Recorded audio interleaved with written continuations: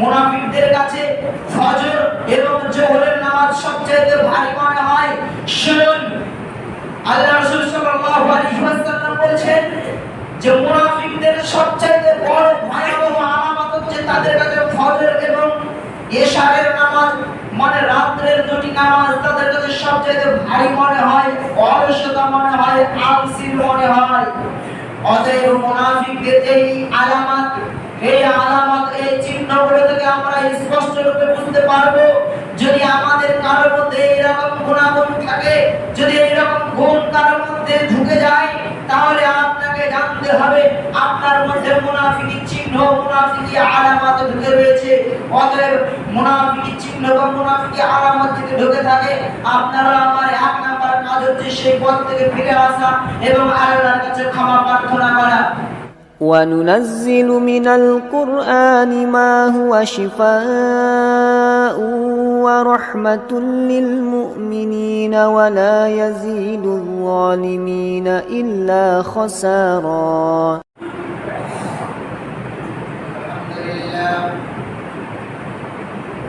الحمد لله نحمده ونستعينه ونستغفره ونؤمن به ونتوكل عليه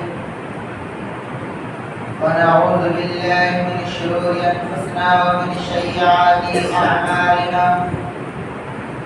من يهده الله فلا مضل له ومن يضلله فلا هادي له. وأشهد أن لا إله إلا الله وحده لا شريك له. وأشهد أن محمدا عبده ورسوله. أما بعد، فأعوذ بالله من الشيطان الرجيم. بسم الله الرحمن الرحيم. قاف والقرآن المجيد بل عجبوا أن جاءهم منذر منهم فقال الكافرون هذا شيء عجيب أإذا متنا وكنا ترابا ذلك رجع بعيد قد علمنا ما تنقض الأرض منهم وعندنا كتاب حفيظ بل كذبوا بالحق لما جاءهم فهم في أمر مريض أفلم ينظروا إلى السماء فوقهم كيف بنيناها وزيناها وما لها من فروج والأرض مددناها وألقينا فيها رواسي وأنبتنا فيها من كل زوج بهيج تبصرة وذكرى لكل عبد منيب. ونزلنا من السماء ماء مباركا فأنبتنا به جنات وحب الحصيد والنخل باسقات لا تطلع النجيد رزقا للعباد وأحيينا به بلدة ميتا كذلك الخروج. كذبت قبلهم قوم نوح وأصحاب الرس وثمود وعاد وفرعون وإخوان لوط وأصحاب الأيقات وقوم تبع كل كذب الرسول فحق وعيد أفاعينا بالخلق الأول بل هم في لبس من خلق جديد.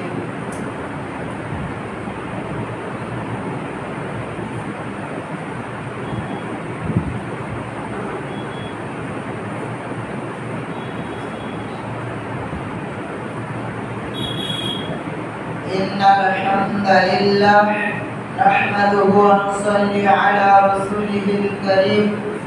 أما بعد، فإن أصدق الحديث كتاب الله وأصدق الحديث حديث محمد صلى الله عليه وسلم وشر الأمور محدثاتها وكل محدثة بدعة وكل بدعة ضلالة وكل ضلالة في النار.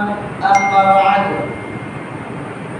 فأعوذ بالله من الشيطان الرجيم.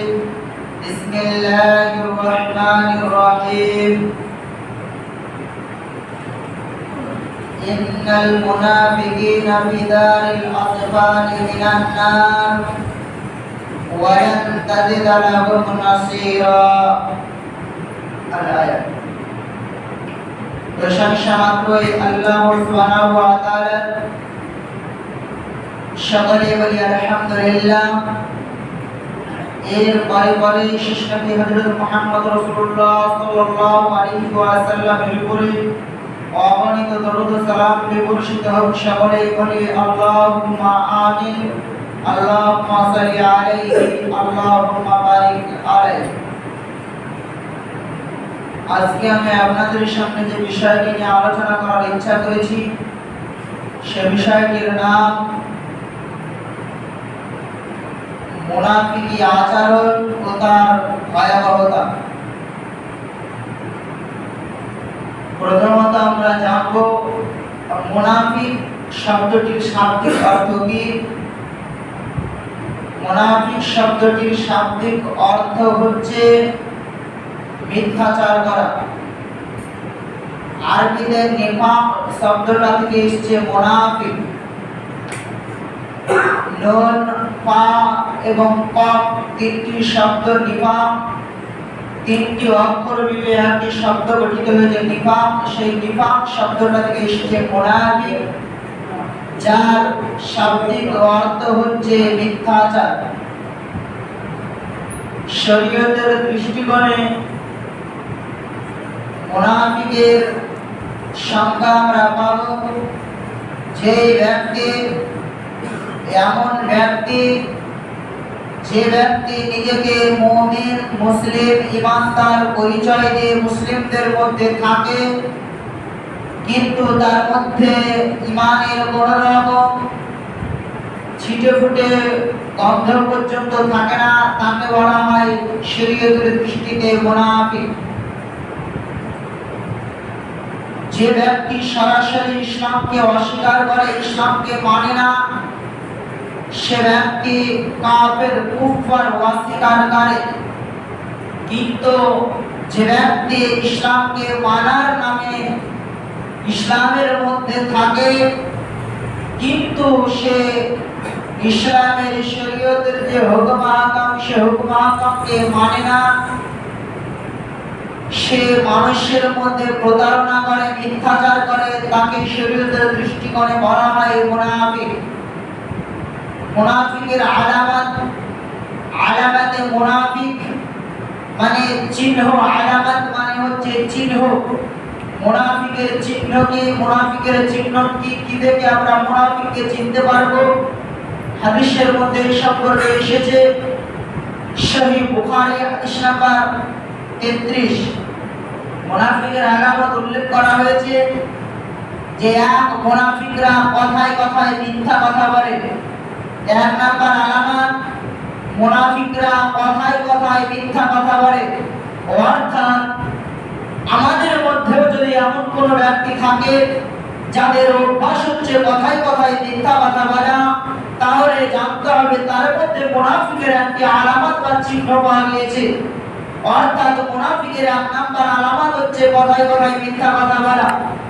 দুই নাম্বার আলামত হচ্ছে, দুই নাম্বার চিহ্ন হচ্ছে তারা ওয়াদা করলে ওয়াদা খেলাফ করে, ওয়াদা ভঙ্গ করে।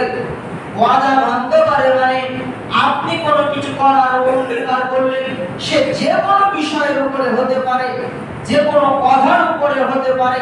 আপনি কাউকে কোনো কথা দিলেন, কাউকে কিছু বললেন যে আমি অমুক সময় অমুক কাজটা করব, আমি অমুক সময় অমুক স্থানে এসে পৌঁছাবো, আমি অমুক টাইমে তোমাকে অমুক জিনিসটা দেব। যে কোনো বিষয়ের উপরে হোক না কেন, আপনি অঙ্গীকার করলেন, অঙ্গীকার করার পরে সেটাকে অস্বীকার করে দিলেন, সেটাকে ভঙ্গ করলেন, এটাকে বলা হয় ওয়াদা ভঙ্গ করা, অঙ্গীকার ভঙ্গ করা। মুনাফিকের দ্বিতীয় আলামত হচ্ছে অঙ্গীকার ভঙ্গ করা।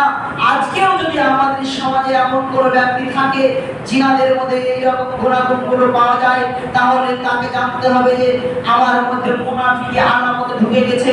এখন আমাকে এই আলামতগুলো ত্যাগ করে ফিরে আসতে হবে এবং আল্লাহর কাছে তওবা করতে হবে, ক্ষমা প্রার্থনা করতে হবে। নচেত আপনার মধ্যে মুনাফিকি আলামত দেখা যাচ্ছে, অতএব মুনাফিকি আলামত যেহেতু আপনার মধ্যে দেখা যাচ্ছে, তার মানে কি আপনার অবস্থা ঠিক সেই রকম যেরকম অন্যান্য মুনাফিকদের অবস্থা। এখন মুনাফিকদের ভয়াবহতা শাস্তি সম্পর্কে আমরা আগামীতে আলোচনা আসছি। এখন আরো কিছু আলামত আছে, আপনি শুনে রাখুন। মুনাফিকদের আরেকটি আলামত কি? মুনাফিকদের আরেকটি আলামত হচ্ছে তারা কোন রকম অশান্তিতে জড়াবে, ঝগড়া বিবাদের মধ্যে জড়াবে, অশ্লীল ভাষা প্রয়োগ করে। মুনাফিকদের আরেকটি অন্যতম আলামত মানুষের মধ্যে ঝামেলা ঝঞ্ঝাট হয়, এটা স্বাভাবিক হতে পারে। সাহাবাদের মধ্যে ঝামেলা হয়েছে, হযরত ওমর এবং হযরত আবু বকর রাদিয়াল্লাহু তাআলা আনহুর মধ্যে ঝামেলা হয়েছে। আয়েশা রাদিয়াল্লাহু তাআলা আনহা এবং অন্যান্য সাহাবী তাদের মধ্যে ঝামেলা হয়েছে। যেমন আলী রাদিয়াল্লাহু তাআলা আনহু, তিনার মধ্যে রাগারাগি ছিলেন, বলার কথা। সাহাবাদের মধ্যে দ্বন্দ্ব ঝামেলা হয়েছে, মানুষের মধ্যে দ্বন্দ্ব ঝামেলা হতে পারে, এটা স্বাভাবিক। কোরআনের মধ্যে আল্লাহ সুবহানাহু ওয়া তাআলা বলেছেন, হে মুমিন, হে মুমিনগণ, তোমাদের মধ্যে যদি কোনো মুমিন যুদ্ধ বা ঝামেলা বা অশান্তিতে জড়িয়ে যায়, তাহলে তোমরা তাদের মধ্যে সুন্দরভাবে মীমাংসা করে দাও। আয়াত থেকে এটাই প্রমাণ হয় মুমিনের মধ্যে ঝামেলা হবে, এটা স্বাভাবিক। মানুষ তো আরে মুমিন হলে তো কি হলো, মানুষ তো মানুষের মধ্যে ঝামেলা অশান্তি হতে পারে, এটা স্বাভাবিক। কিন্তু ঝামেলা হলে একবারে অশ্লীল ভাষা প্রয়োগ করতে লাগা, এটা হচ্ছে একটি মুনাফিকি আলামত। আপনার মধ্যে আমার মধ্যে ঝামেলা দ্বন্দ্ব হতে পারে, কিন্তু ঝামেলা হলেও আপনার মধ্যে ব্যক্তিগতভাবে ঝামেলা, আপনার সঙ্গে আবার ওই বিষয়টি নিয়ে কথাবার্তা হবে, বাদ বিতর্ক হবে, কিন্তু একবারে শুরু করে দিলাম অশ্লীল ভাষা প্রয়োগ, এটা হচ্ছে মুনাফিকি আলামত। এটা কোনো মুমিনের আলামত নয়, এটা কোনো মুমিনের চিহ্ন নয়। মুনাফিকদের আরেকটি লক্ষণ হচ্ছে মুনাফিকদের কাছে ফজর এবং জোহরের নামাজ সবচেয়ে ভারী মনে হয়। শুনুন, আল্লাহ রাসূল সাল্লাল্লাহু আলাইহি ওয়াসাল্লাম বলেছেন যে মুনাফিকদের সবচেয়ে বড় ভয়াবহ আলামত হচ্ছে তাদের কাছে ফজর এবং এশারের নামাজ, মানে রাতের দুটি নামাজ তাদের কাছে সবচেয়ে ভারী মনে হয়, অলসতা মনে হয়, আলসি মনে হয়। অতএব মুনাফিকদের এই আলামত, এই চিহ্নগুলো থেকে আমরা স্পষ্ট রূপে বুঝতে পারবো। যদি আমাদের কারোর মধ্যে এরকম গুণাগুণ থাকে, যদি এরকম গুণ কারোর মধ্যে ঢুকে যায়, তাহলে আপনাকে জানতে হবে আপনার মধ্যে মুনাফিকি চিহ্ন, মুনাফিকি আলামত ঢুকে রয়েছে।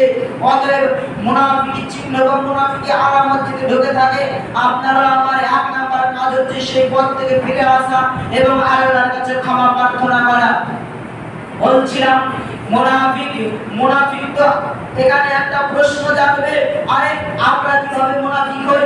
আমরা তো নামাজ পড়ি, আরে আমরা তো নামাজ পড়ি, আমরাও কি মুনাফিক হব কিভাবে? শুনুন, একটা জিনিস ভালো করে বুঝবেন, যারা নামাজ পড়ে না তারা নামাজকে অস্বীকার করার কারণে কুফর হয়ে যায়। যারা ইসলামের বিধিবিধান মানে না তারা কাফের থাকে, মুশরিক থাকে, বেঈমান থাকে। এক কথায় ইসলামকে না মানার কারণে যেটা হয় সেটা হয়। কিন্তু যারা মুমিনের মধ্যে থাকে, মুসলিমের মধ্যে থাকে, ঈমান আনার নাম করে কিন্তু ঈমান আনে না, তারাই হচ্ছে মুনাফিক।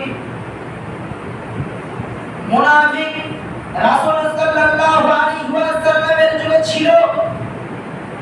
রাসূলুল্লাহ সাল্লাল্লাহু আলাইহি ওয়াসাল্লামের যুগে বড় বড় মুনাফিক ছিল। মুনাফিকের কিছু নমুনা দুই একটি হাদিস তুলে ধরলে আপনারা বুঝতে পারবেন। তবে একটা গুরুত্বপূর্ণ বিষয় একটু শুনে রাখুন। প্রতি সপ্তাহে আমরা কাল একবার করে বলি, ব্যতিক্রম কোন সপ্তাহে হয়তো আমাদের ছুটে যায়, কিন্তু প্রায় প্রতি সপ্তাহে বলি যে নামাজ, খুতবা মানে হচ্ছে নামাজ। খুতবা চলাকালীন অবস্থায় কথা বলা যাবে না, এটা নামাজের একটা অংশ।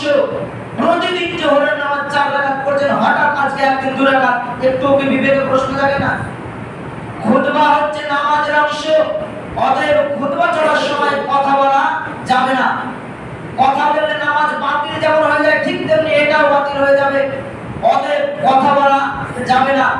যারা বসে আছে নিজে নিজেই জ্ঞানে বুঝতে পারবে যে পিছনে আমার মানুষ দাঁড়িয়ে আছে, একটু জায়গা করে দিতে হবে, নিজে একটু সরে আসবেন।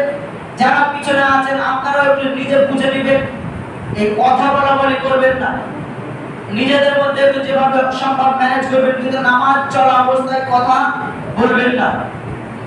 বলছিলাম যেটা আমাদের উপর আলোচনা, যে মুনাফিকের কিছু আলামত, রাসূলের যুগে যে মুনাফিক ছিল, রাসূলের যুগে যে কিরকম কি, আপনাদের বারবার বলা হচ্ছে যে কথা বলবেন না, কি বুঝতে পারেন না কথাগুলো? বলছিলাম রাসূল সাল্লাল্লাহু আলাইহি ওয়াসাল্লামের যুগে মুনাফিক ছিল। একটু নমুনা একটু ঘটনা শুনে বুঝতে পারবেন। একজন মুনাফিক, যিনাকে বলা হয় মুনাফিকদের সর্দার, আব্দুল্লাহ ইবনে সুলুল। তো তিনি মুনাফিকদের সর্দার, তাকে কেন বলা হয়? যে কোনো কাজে তিনি, মানে যে কোনো মুসলিমদের মধ্যে বিভ্রান্তি ছড়ায়, যে কোনো মুসলমানদের মধ্যে ওই দাঙ্গা লাগানোর মতো উস্কানিমূলক কথাবার্তার মধ্যে তিনি সবচেয়ে আগে থাকতেন। যে কোনো কাজে তিনাকে বলা হয় মুনাফিকদের সর্দার। তো রাসূলুল্লাহ সাল্লাল্লাহু আলাইহি ওয়াসাল্লাম এবং সাহাবায়ে কেরাম তিনারা একটা যুদ্ধে রয়েছেন, যুদ্ধের ময়দানে আছেন।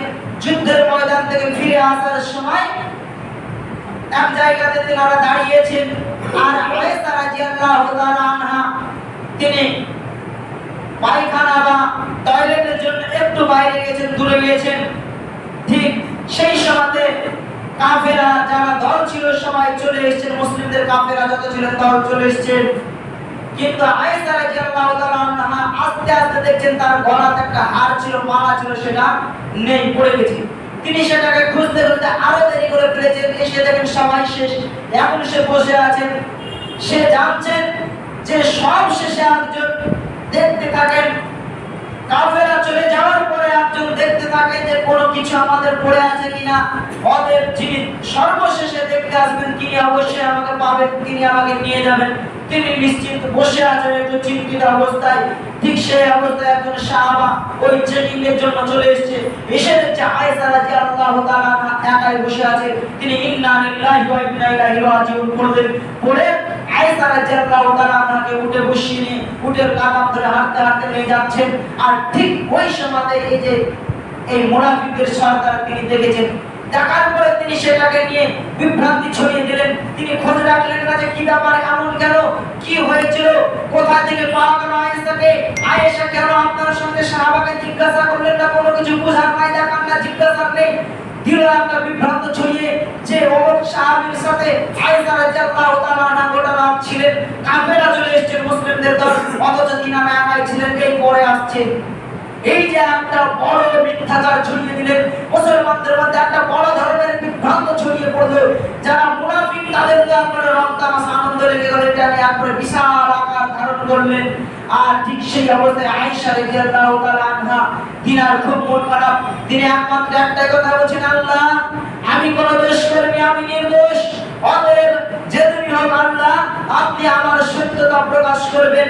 ঠিক সেই অবস্থায় প্রায় দীর্ঘ 1 মাস কেটে যাওয়ার পরে আল্লাহ সুবহানাহু ওয়া তাআলা পবিত্র আল কোরআন সূরা নূরে 11 থেকে 20 নম্বর আয়াত, প্রায় মিলিয়ে 9টা আয়াত নাযিল করলেন।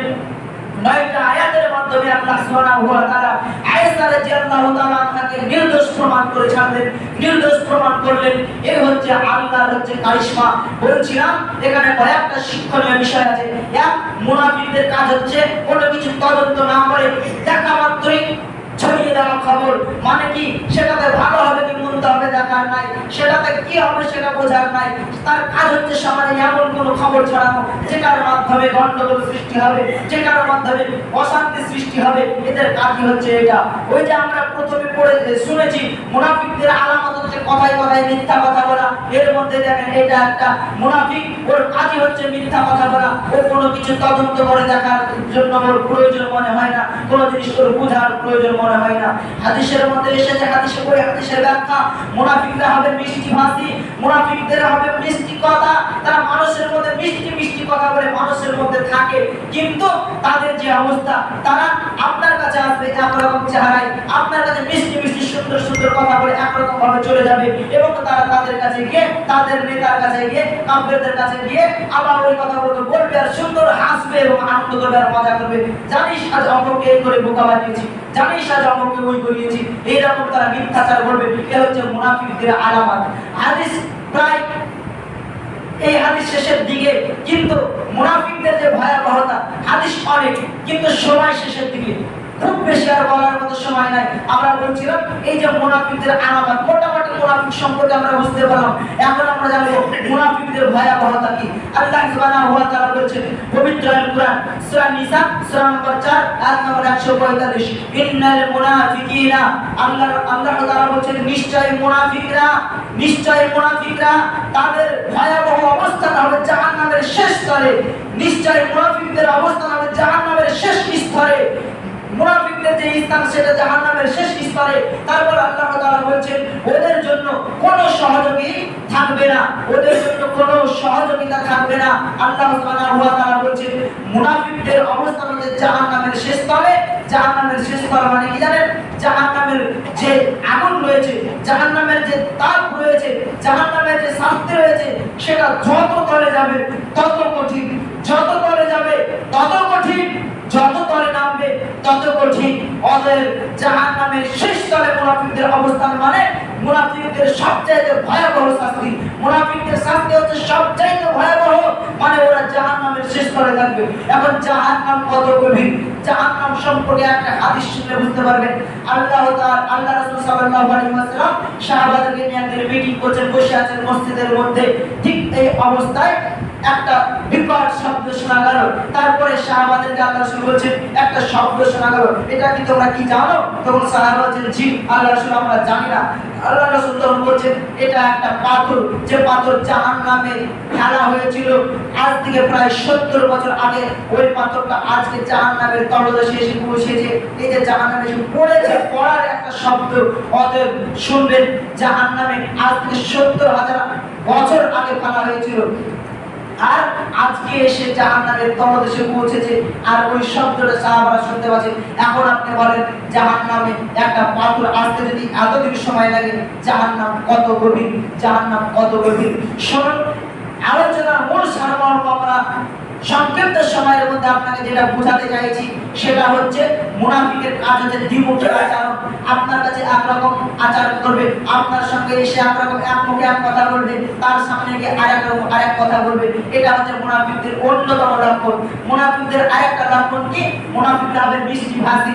মুনাফিকের ভাষা খুব মিষ্টি হবে, আপনার কাছে এসে এমন সুন্দর কথা বলবে আপনি ভাববেন যে ওরে বাপ রে বাপ, এই হচ্ছে সবচেয়ে সুন্দর কথার মানুষ, সুন্দর ভাষার মানুষ। কিন্তু না, ওই হচ্ছে মুনাফিক, ওই হচ্ছে মুনাফিক। ওর কাজই হচ্ছে গীবত করা, ওর কাজই হচ্ছে যে কোনো জায়গাতে গিয়ে ওই মিথ্যাচার করা, ওর কাজই হচ্ছে যে কোনো জিনিস শোনার পরে ভালো করে তদন্ত না করে, যে কোনো জিনিস দেখার পরে তদন্ত না করে ওটা নিয়ে উস্কানিমূলক কথা বলা, মানুষের মধ্যে বিভ্রান্তি ছড়ানো, এ হচ্ছে মুনাফিকদের কাজ। আর মুনাফিকদের শাস্তি কি? মুনাফিকরা থাকবে জাহান্নামের শেষ স্তরে। মুনাফিকদের শাস্তি হচ্ছে মুনাফিকরা থাকবে জাহান্নামের শেষ স্তরে। অতএব এই হচ্ছে মুনাফিকদের ভয়াবহতা। আজকের আলোচনার উপসংহারে এতটুকুই। আল্লাহ তাআলার কাছে দোয়া করি, হে আল্লাহ তুমি আমাদের এই মুনাফিকদের যে ভয়াবহ আচরণ, এই দ্বিমুখী আচরণ থেকে আমাদেরকে বেঁচে থাকার তৌফিক দান করো, আমিন। হে আল্লাহ মুনাফিকদের যে আচরণ, মিথ্যা কথা বলা, আমাদের এই বড় মিথ্যা কথা বলা একটা বাজে স্বভাব থেকে ফিরে আসার তৌফিক দান করো, আমিন। হে আল্লাহ মুনাফিকদের যে আরেকটা আচরণ ওয়াদা ভঙ্গ করা, এই ওয়াদা ভঙ্গ করার মতো একটা বাজে অভ্যাস থেকে আমাদেরকে ফিরে এসে সুন্দরভাবে ওয়াদা রক্ষা করার মতো আমাদেরকে তৌফিক দান করো, আমিন। হে আল্লাহ আমরা যেন 5 ওয়াক্তের নামাজ কায়েম করতে পারি, বিশেষ করে এশা এবং ফজরের নামাজ যেন আমরা সুন্দরভাবে জামাতের সাথে আদায় করতে পারি, সেই তৌফিক দান করো, আমিন। হে আল্লাহ তুমি আমাদেরকে দ্বিমুখী আচরণ থেকে ফিরে আসার তৌফিক দান করো, আমিন। হে আল্লাহ তুমি আমাদেরকে সুন্দর হাদিস কোরআন অনুযায়ী আমল করার তৌফিক দান করো এবং আমাদের আমলগুলোকে কবুল করো, আমিন। হে আল্লাহ আমরা মানুষ, আমরা পাপ করতে ভালোবাসি, আমরা ভুল করতে ভালোবাসি। আল্লাহ আমরা বারবার ভুল করি, বারবার তোমার কাছে ফিরে আসি। হে আল্লাহ আমাদের ভুলে ভরা জীবনকে ক্ষমা করে ভুল ত্রুটি ভরা আমলগুলোকে তুমি সুন্দর ক্ষমার দৃষ্টিতে দেখে আমাদের আমলগুলোকে তুমি কবুল করো, আমিন। এই আশা আকাঙ্ক্ষা রেখে আজকের সংক্ষিপ্ত খুতবা সংক্ষিপ্ত জুম্মা শেষ করছি। আল্লাহুম্মা সাল্লি আলা মুহাম্মাদ ওয়া আলা আলি মুহাম্মাদ কামা সাল্লাইতা আলা ইব্রাহিম ওয়া আলা আলি ইব্রাহিম ইন্নাকা হামিদুম মাজিদ। আল্লাহুম্মা বারিক আলা মুহাম্মাদ ওয়া আলা আলি মুহাম্মাদ কামা বারাকতা আলা ইব্রাহিম ওয়া আলা আলি ইব্রাহিম।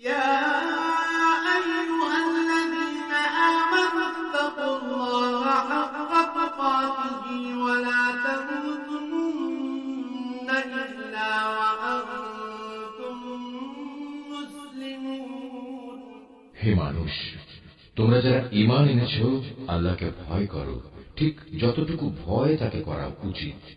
আল্লাহর কাছে সম্পূর্ণ আত্মসমর্পণকারী না হয়ে তোমরা কখনো মৃত্যুবরণ করো না।